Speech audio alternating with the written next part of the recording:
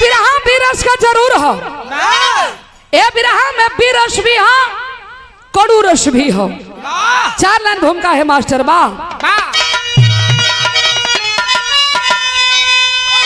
वतन यहाँ ब्रुवान मात्र भूमि,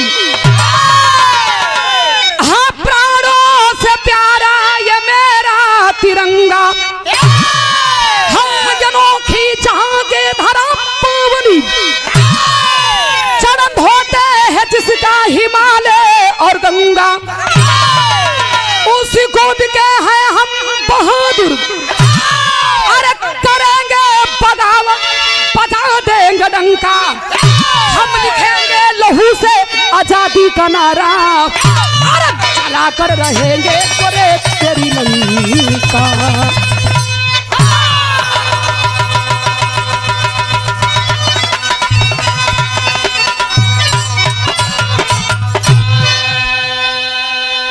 ए भैया तमाम बिरहा आप लोगों ने सुनीला, अंग्रेजी जमाना से लेके, लेकिन ये कहानी कलेजा मुहे के बगल आजी की 12 हिंदुस्तान के लोग और 12 हिंदुस्तान के धरती।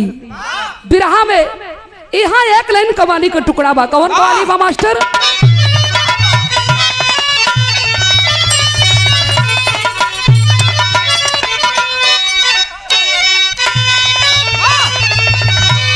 ये कवाली का टुकड़ा बा।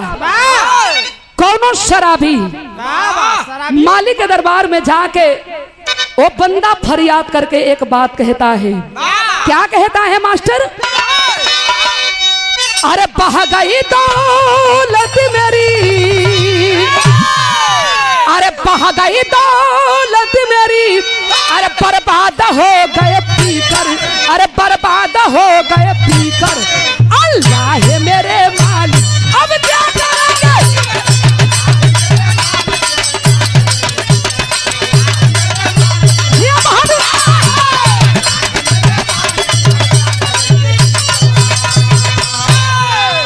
लेकिन बिरहा के अंदर भाव हो, वीर के कहल गई, जवान के कहल गई। बिरहा के अंदर भाव बा, कहना बा कैसे? अरे कोई रोका दे संसार में, अरे कोई रोका दे संसार में, अरे ये जिंदगी कहाँ पानी, अरे ये जिंदगी कहाँ पानी, आधी तूफान लेकर चलती हजार, तूफान लेकर या बहादुर,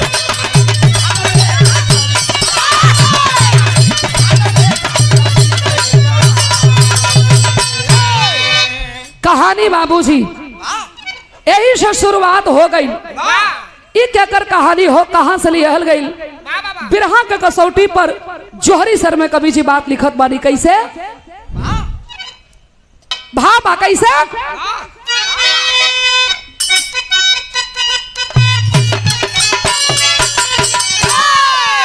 यहाँ देश सभी से ऊपर, जिसके है हमारा खवाले, जिसकी है खाता निराली, कुदरत है जिसको ढाले, अनुपम है भारत भूमि, जो पवर पीर जाना माती, कोई मोर न पाया इससे, जहाँ मौत कर जाती, हर जगह मेरा कौशल हो,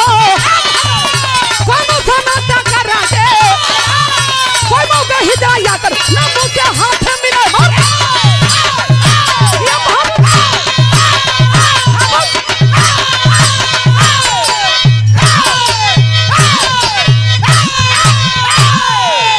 ए भैया। बात के आप लोगों ने समझ ली। जलिया वाले बाग के कहानी सब जानत बा कि उधम सिंह लंदन में जाके जनरल डायर अंग्रेज के गोली मरलन। यहाँ तक कहानी आप लोगों लमसम जानत हुई हन, लेकिन एक बात के बात हम बतावे चलत ही। वही उधम सिंह के दोस्त दिलबाग सिंह, जो एक दांत के रोटी खाए एक साथे रहा। दिलबाग सिंह के जब पता चलल हो कि हमारे दोस्त भैया उधम सिंह के अंग्रेज लंदन में फांसी की सजा दे देलन, ए बाबू दिलबाग सिंह ऐलान करवा दिए। वही जनरल डायर अंग्रेज जब उधम सिंह के हाथ से लंदन में मारल गई, वही के दोस्त लॉर्ड कैनरी अंग्रेज बदली करा के यही इलाहाबाद में रहत रहल। दिलबाग सिंह ऐलान कर दिया कि जबला लॉर्ड कैनरी अंग्रेज के मारब ना, यह दिलबाग सिंह चैन के रोटी नहीं खाएगा। ऐलान करे के तो कर देलन हो पंचो, लेकिन आए हाय घरवा में के भैया दिलबाग सिंह अब बहिनिया के नाम बा बिमला। बचपने में बाबू माई छोड़ के मर गी रहलन। वही छोटकी बहिनिया के अपन बिटिया बना के दिलबाग सिंह अपने हाथ से ओके पढ़ाई लिखाई पोष पाल के सियान कैले हुन। लेकिन एक तरफ से उधम सिंह के मौत यही करेजा में कांट बन के चुभत बा कि बारे भगवान, वो हमार दोस्त ना हमार भाई रहलन, ये पापी अंग्रेज हमारे भाई को मार दिए। लेकिन दिलबाग सिंह ऐलान कर देते हैं बाबूजी, यही से क्रांति छिड़ जाती है। तो भैल का बिरहा में एकलन गीत बा मास्टर पढ़ा लिया।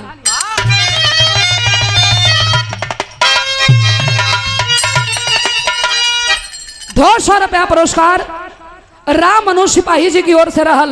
बहुत बहुत आपके प्रणाम, सब भैया लोगन के प्रणाम बा। कहा नाम बा कैसे?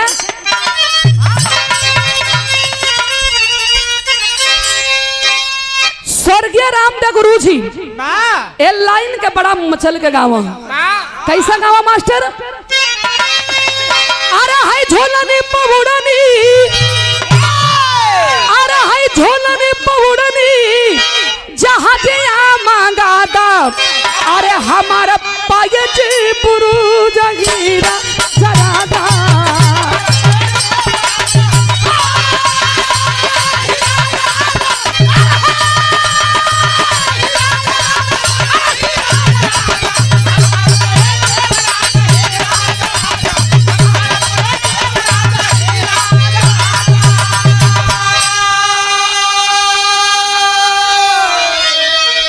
दिलबाग सिंह ऐलान कैले हुन। का कैलन मास्टर?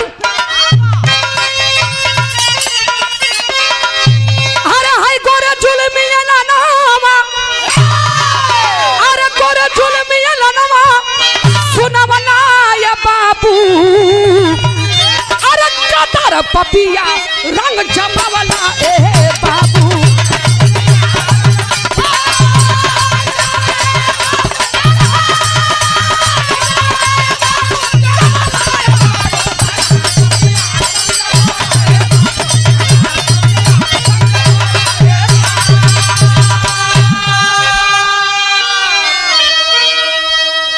लॉर्ड कैनरी अंग्रेज के मारे बदे दिलबाग सिंह ऐलान कर दिए, अरे भैया उधम सिंह दोस्ती की कसम खा रहा हूं, जबला लॉर्ड कैनरी अंग्रेज के मारब ना, चैन के रोटी हम ना खाई। लेकिन गड़बड़ हो गई।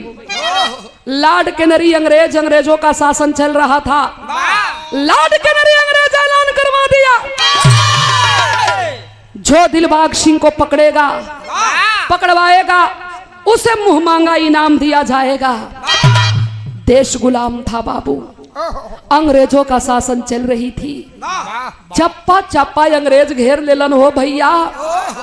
एक एक मिनट दिलबाग सिंह के जान पर भारी पड़े लगल। बहिनिया रोवत बिया कि का हो भैया, बाबू के ना देखनी, माई के ना देखनी।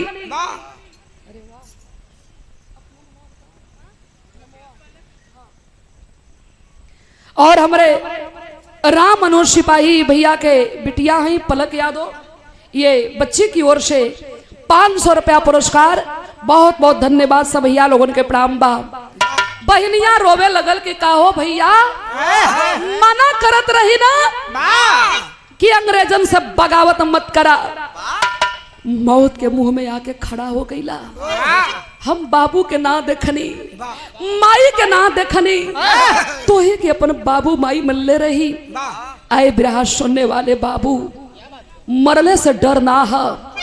एक के बात बार बार दिल में चुभत हो कि वही बिमला बहिनिया के भैया शादी के दिन रख दिले बाड़न। 3 दिन बाद दरवाजे बारात आवे वाली बा। सोचत हुन कि माई मरत समय हमसे वचन बनवले रहल कि हमरे बेटी के बहिना बिटिया बना के कर कन्या दान कर दिया। अगर हम पकड़ जाई तो हमरे बहनिया के कन्या दान के करी। 3 दिन बाद दुआरी बारात आवे वाली बा। भैया रोवत हुन कैलन का बिरहा में कलन गीत बा मास्टर।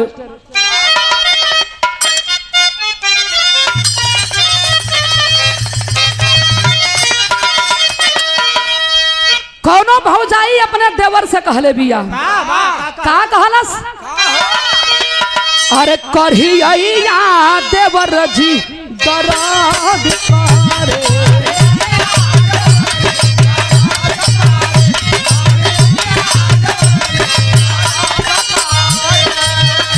का बाबू है दराजो, का बाबू है दराजो मरद करे। करहिया देवर जी दराद करे।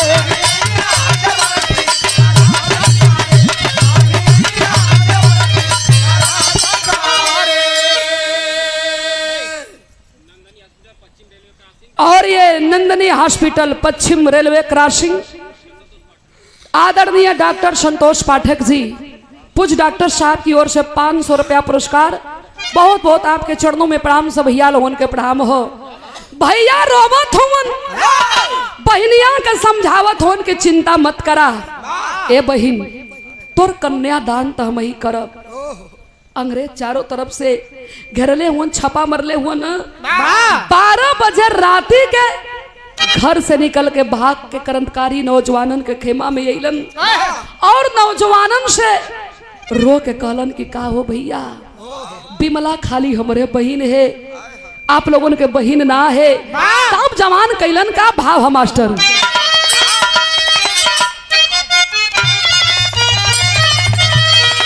अरे आगा गुलसन में पपिया लगाई दिहला।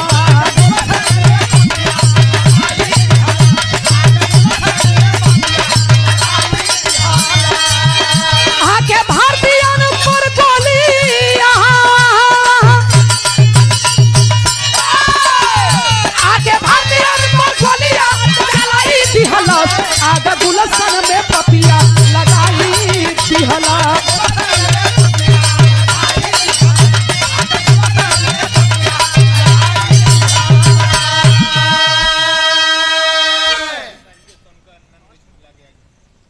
संजय भैया लोगों के प्रणाम बा।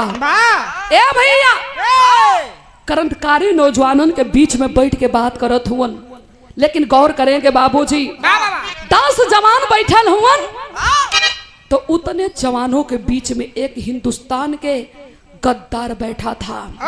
सोच गया कि जिंदगी भर कमाते रह जाई, उतना रुपया ना मिली। अगर दिलबाग सिंह के पता बता दे अंग्रेजवा इतना रुपया दी है, इतना रुपया दी हन कि जिंदगी में खैले वो राई ना। ए भैया बैठ के जवानन के बीच में बात करत हुवन, तब ले आके अंग्रेज घेर लेते हैं, गोली की बरसात शुरू कर दिए। इसमें से दिलबाग सिंह कौन है? दिलबाग सिंह हाथ ऊपर कर लिए, खबरदार तेरा दुश्मनी मुझसे है, मेरे भाइयों के ऊपर गोली मत चलाना रे अंग्रेज।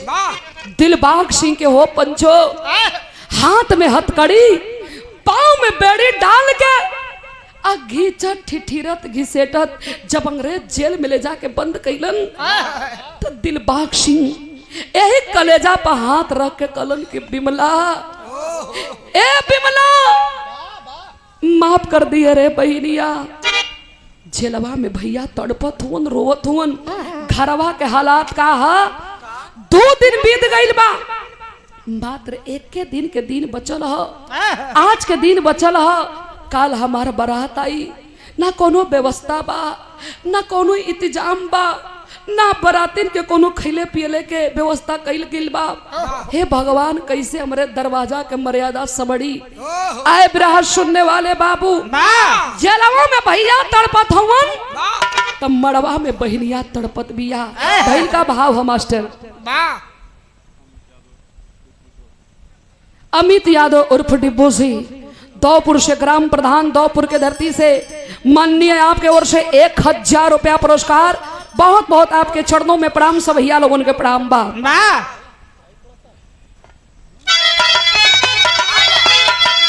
भैया रोवत हुवन वही जेले में आ रो के कैलन का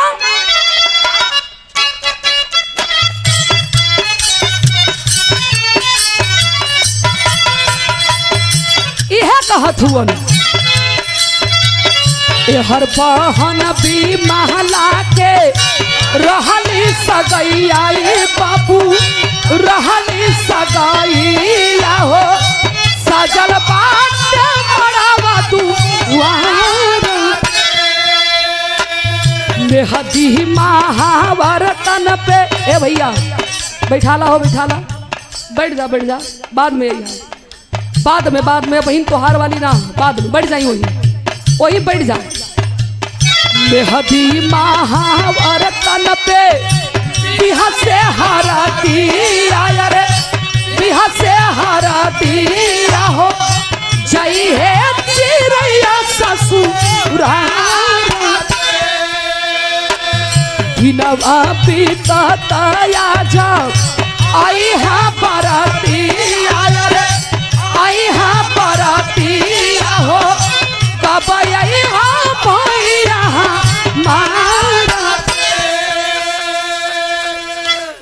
ए बाबू बैठ जा भैया।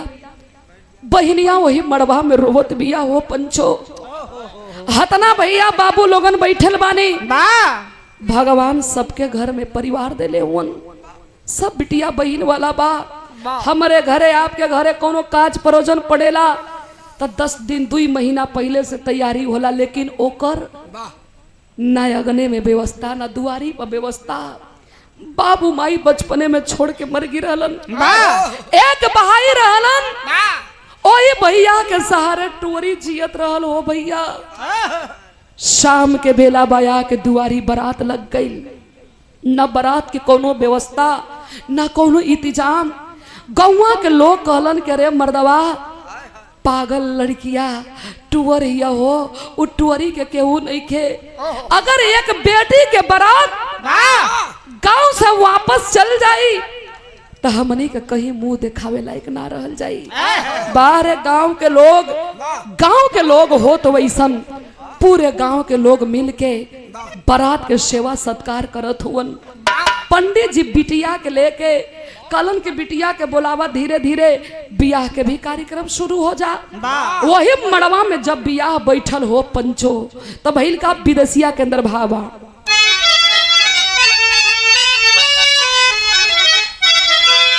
अरे दिनवा पिताता जाबा अरे भाईले कुछ रतिया आ दुआरे पयाइल बहन बिमला के पारती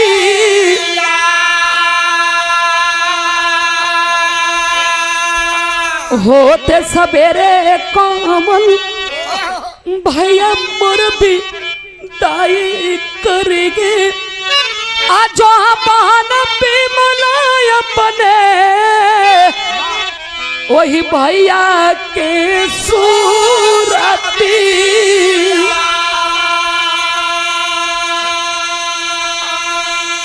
आए हाय बाबू गांव के लोग मिल के केहू तरह गैस वैस के लाइट जला के मड़वा में बियाह बैठल लेकिन वही घूंघट में फुट फुट के रोवत बिया के भैया यहाँ सब लौकत बा लेकिन हमार भैया ना लौकत हुवन। ए बाबू बियाह के कार्यक्रम शुरू बा लेकिन गौर करेंगे भाई बाबूजी इधर पापी अंग्रेज वही जेल में तड़पा तड़पा के अतना दिलबाग सिंह के मरलन हो भैया कि दिलबाग सिंह तड़प तड़प के अपन दम तोड़ दिलन वही जेल में। फटही चद्दर में लसिया लपेट के अगनवा में बियाह बैठल ह, दुअरिया पर लसिया अंग्रेजवा पहुंचा के चल गईलन। हाय हाय लोग कैले बाटे हाहाकार बचल बा कि भैया मड़वा में जौन बैठल बिया सुनी उ पागल हो जाई का ओकसे कहल जे कि ओकर भाई मर गईल, टुअरी पागल हो जी कोई बताई मत। गांव के वो चौधरी साहब रहलन, कहलन कि जब विदाई होखे लगी वही समय बुला के तनकियों के मुहवा दिखा के फिर डोलिया में बैठा दिहल जी। लोगन के खलबली से विमला सोच गईल कि हमार भैया आइल हुवन लेकिन हमसे मिले ना आवत हुवन। कलश है पंडित जी अभी घर आंगन तो छुटबे करी, हमार भैया बहरवा आइल हुवन, हम अपने भैया से मिल के आवत ही। ए बाबू धैले रहा कोड़वा, ए बाबू एहर एकदम सुन मत कहीं, कॉर्ड कम से कम पकड़ ले रहनी। बहनिया दौड़त गईल, लोगन के ढकेलत अगनवा में गईल बिया। आ जब अगनवा में गईल लोगन के देखलस, कहलस कि अरे आप लोगन आराम से बैठल हुआ, हमार भैया ही जमीनिया पर दुरिया में सुतल हुवन, तो हम लोगन के शर्म ना लगत बा? हमार भैया 3 दिन से नहीं खन सुतल, चरपाई लावा हो, ए चच्चा चरपाई लावा, हमारे भैया के चरपैया पर सुता दा, हमार भैया 3 दिन से कुछ खैले ना वन, देखा ना पेटवा सट गिल बा। पकड़ के कलाई खींचे लगल, भैया ये दुनिया में हो खा। तब न वो भाई बोले सजी हुई है साड़ी, ब्याह के जोड़े में सजी हुई थी वो बहना, खींच देती है चादर। जब भैया के शरीर के चाम होस्ताइल देखलस, मुहवा दागल देखलस, हो बाबू वही लसिया पर हाथ रख के दोनों यही तरह और दोनों हाथवा पकड़ के पीट के कलस की आई हो भैया, कहीं के ना छोड़ला मैं हो भैया, माई के ना देखले रही, बाबू के ना देखले रही, तो ही के अपन सब कुछ मन ले रही, कहा छोड़ के चल गिला हो भैया। गांव के मेहरारू पकड़ के खींचत थी, बिमला संभाल बहनी, ये बिटिया संभाल। कहे हम भैया हमरे बदे जरूर कुछ ना कुछ लाई लोही हन। पाकिट में हाथ डालती है बाबू, एक चिट्ठी मिला भैया, भैया एक चिट्ठी मिलल। चिट्ठिया के खोल के जब पढ़े लगल हो पंचो, तो चिट्ठिया में लिखल रहल कि बिमला मुझे माफ कर देना रे बहना, हमार पता बतावे में अंग्रेजन के हाथ में करे में केहू और ना, जौना से तोर बियाह तय कैले बानी ना, उहे रुपया के लोभ में पड़ के रे बहिन हमें अंग्रेजन के हाथ में कर दिलस। आंख के आंसू पोंछ लेती है और कहती है भाई हो भरत लक्ष्मण जैसा, भाई हो भरत लक्ष्मण जैसा, जो तज दिया तक राजधानी को, अरबपति हो भगत उधम जैसा, जो लुटा दिया जिंदगानी को। अरे गद्दारपति के संग में मैं, अरे गद्दारपति के संग में मैं हरगिज नहीं ब्याह चाहूंगी, अरे बनकर के कलंकित दुनिया में गद्दारन कहलाऊंगी। ए भैया कलश की ए गांव के लोग, ये हमार पति हुवन, ये हमार दुल्हा बा, 6 रुपया पर अपना ईमान बेचकर हमारे भाई को पकड़वा दिया अंग्रेजों के हाथ में। दुल्हा मड़वा के बीचों बीच खड़ा हो गया, बोला खबरदार है लड़की, जुबान पे लगाम रख के बात कर, कब से चिल्ला रही है भैया भैया भैया भैया, मर गया तेरा भाई। जानती है क्यों? तेरा भाई भिखमंगा था, मुझे फूटी कौड़ी नहीं दिया, अंग्रेजों का दिया हुआ मेरे पास इतना संपत्ति है, जिंदगी भर खाते रह जाएगी, पैसा कम नहीं पड़ेगा। भाई भाई साला मर गया, मर जाने दे। तब कहती है बिमला खबरदार, जुबान पे लगाम रख के बात करे पापी। जवन चुनरी ससुरा के शोभा रहे, सर पे बांध लेती है कफन, और तब उठा लिया हाथे पिस्टल, तब उठा लिया हाथे पिस्टल, मुझे इनकलाब की बोली है,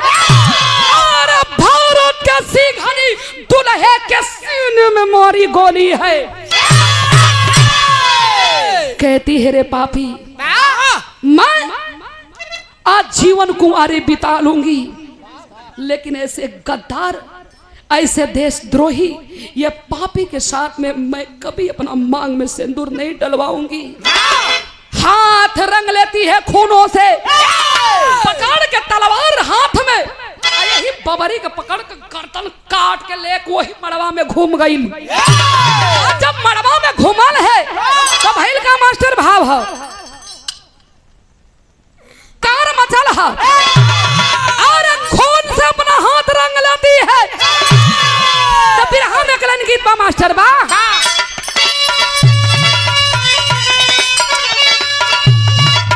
भाव बिरहा में हो, धुन से बढ़िया भाव हो। कहा नाम बा कैसे? और है भगदड़ मचल सोना, और है भगदड़ मचल सोना भारी कलिए बाबू, और है पखलिया के भुजवा भारी कलिए बाबू।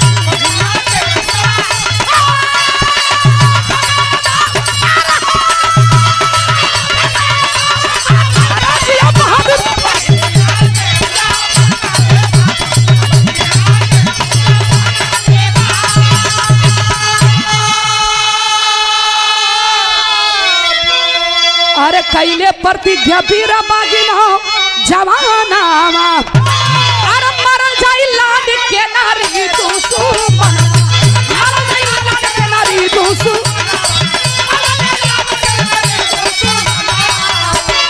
अरे सुन के छाती गोरावन, सुन के छाती गोरावन के धड़कन ये बाबू, पखिया के धड़कन ये बाबू।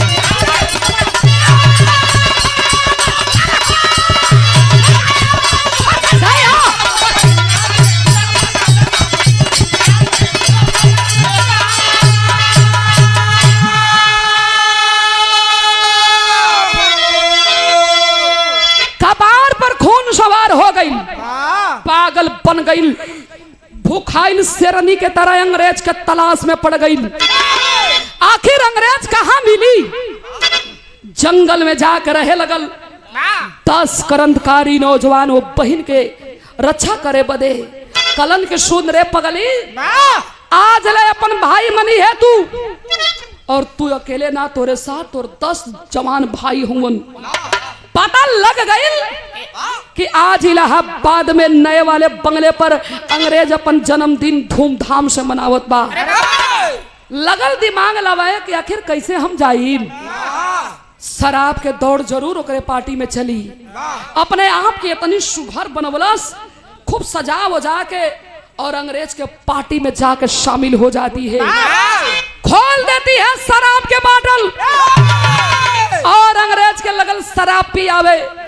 और जब अंग्रेज के शराब पियावे लगल तो जैसे मुर्गवन के बेमरिया आवेला, सस्ता बिचालन, हाँ, दरबवे में रह रह के झपा झपा के मर जालन, वही तरह झपा के अंग्रेज गिरे लगलन। तब बिमला सोचे लगल कि अब ऐसे बढ़िया मौका बा नहीं। तब फिर हमें चोलरिया लगल मास्टर,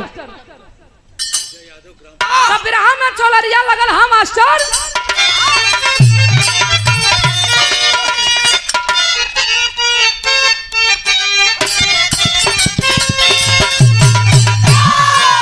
एक इतिया के हमारे गुरु गाँव कतनो आछा है कुल लटका झटका जतना आवत है, ई आई कब चल जी एकर पता ना है, लेकिन हई देखा ई कुल बिरहा के जान है, कुल बिरहा के करेजा है। चौलरिया तब्बो गवाइल, आजो गवाई आ तब्बो गवाई। कुछ कलाकार प्रयास कैले वन ट्रैक पे के गावे बदे, लेकिन वो मजा ना है। का नाम बा कैसे? अरे पारी उमर कमरला चकानिया,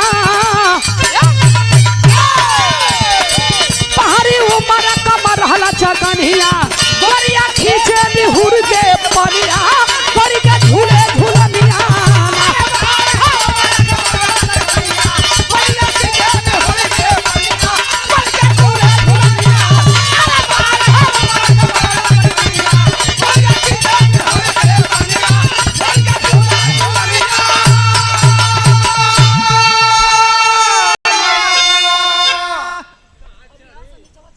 दे दे भैया हम आई तो अकेले ना आई, तीनों चारों जानी के ले चली आई।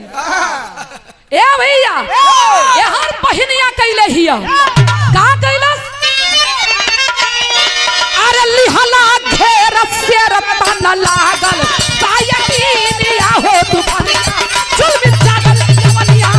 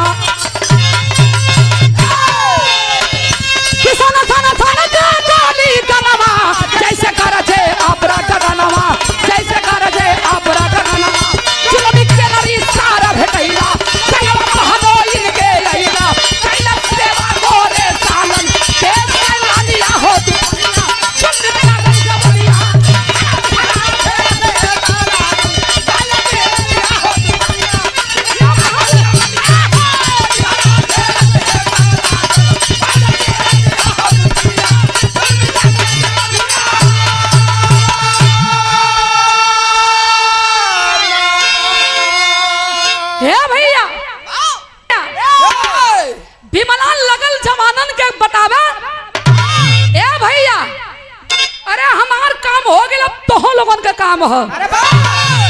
अरे पगली अंदर वह कैसे भेटाई? कलश होकर चिंता छोड़ा, ले ले रहल यही फेटा में लपेट के बनले रहल बम, निकाल के बम बम बारी जब कैला है अंग्रेज भागे लगलन, खींच के बबरी पकड़ के खींच लेलस। कलश की अब कहाँ जाइबे? तेरह अंग्रेज घोड़े पापिन के पकड़ के बिमला और दबोच के बांध के जवानन के साथ जब लेके चलल है तो टेरी के अंदर भाव है मास्टर। वाह वाह, ऐसन कलाकार के हूँ नहीं के हम मंच के माध्यम से चैलेंज करत ही, कोई ना हो। एक लौता कलाकार हूँ, छोटू लाल घुलाटी वाले, देखले हुआ आप लोगों ने यूट्यूब पर ना जना देखले हुई। अब इन घुलाटी हुआ लेकिन पोशाक इनकर आज दूसर है। आज इनकर पोशाक दूसर है। अगर वो पोशाक में आयल होतन तो हम प्रयास करके जरूर एक एक लाइन दिखवा दिले होती। धोती का मसरफ में ये दे दिया, पहन लिया। अब सोनिया गाना भी बड़ा बढ़िया गावेलन, एक्शन भी करेलन, लेकिन ये गारंटी ना है कि केहू के गोड़ हाथ बची कि नहीं। ठीक ना, एकर भी गारंटी ना, केकर भुवन फूटी और गारंटी ना। कक्का बार ही बेचारा लड़का के ढोलक वाले के भुवन फोड़े से लेलन। दुगो दांत लगौल है नया। और ये पुरस्कार दिलन, बहुत बहुत धन्यवाद। बहुत अच्छे कलाकार होना चाहिए। अरे जब कुछ अलग हुई तबे ना दुनिया के रुझान बढ़ी। बहुत बहुत धन्यवाद। तेरी के अंदर भाव है मास्टर। वाह,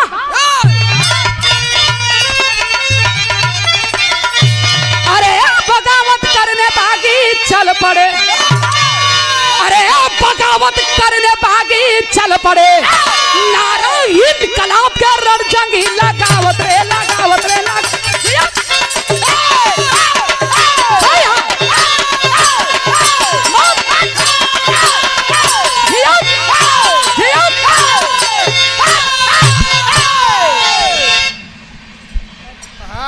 अल्लाह वो करता गई। ये हमारे ओर से लेला।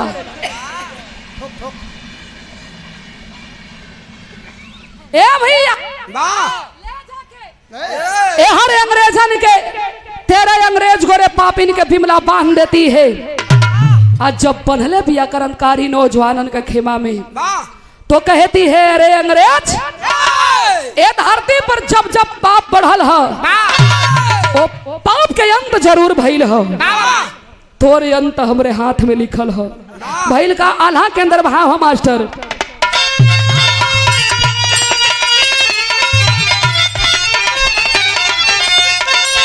अरे कई दिन हो पापिया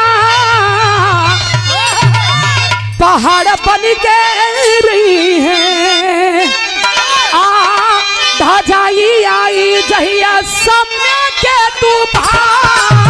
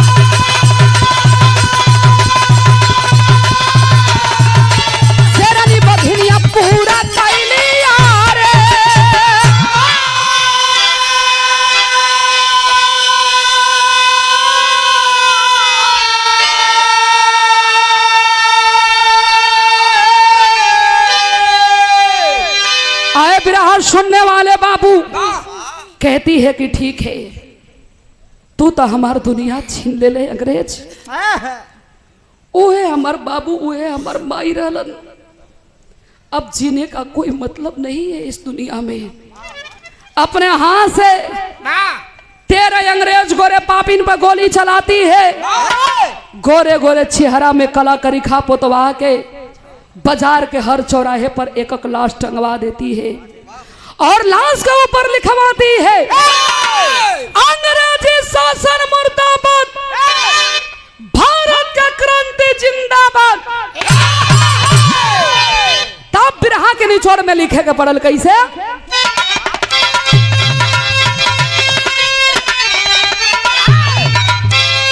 विमला बाजी भाईली आ रहा है दसवंत बर्बादी के खाती, रंगली लाहू में कंगन में होया जाती के खाती।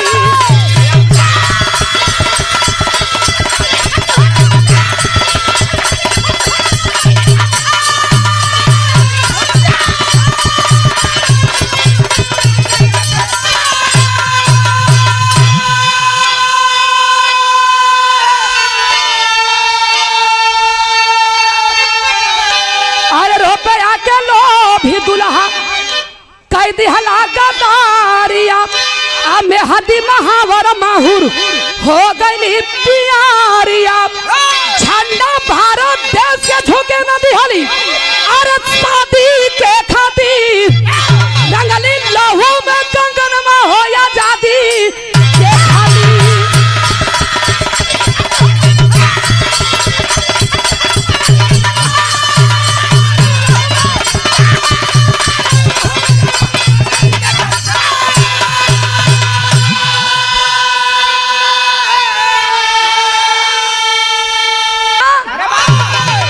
तो हम जी के का करब, उठा के पिस्टल और लगा के यही कन पट्टी के पास खोपड़ी में 2 गोली अपने हाथ से मार के धन हो बिमला सदा सदा के लिए भारत माँ के आंचल में सो जाती है। आए बिरहा सुनने वाले बाबू, हिंदुस्तान के इतिहास उठा के पढ़ लीजिएगा। जवान अपने आप के कुर्बानी दिया है तो हिंदुस्तान के नारी भी कम नहीं थी। आज के डेट में नारी कहाँ ना है, खेल कूद से लेके पहलवानी से लेके राजनीति से लेके सरहद हिंद तक नारी भी चढ़ बढ़ के हिस्सा ले रही है। तो आखिरी बन में लिखे के पड़ल कैसे, गुरपतु गुरछे पर कहे वीरों का मेरा घराना, काशी बुल्लू सुखनंदन के जाने सारा जमाना। अरे बगावत करने बागी चल पड़े, रजनी कभी जोखम के यहाँ सब यजमावत, बगावत करने बागी चल पड़े।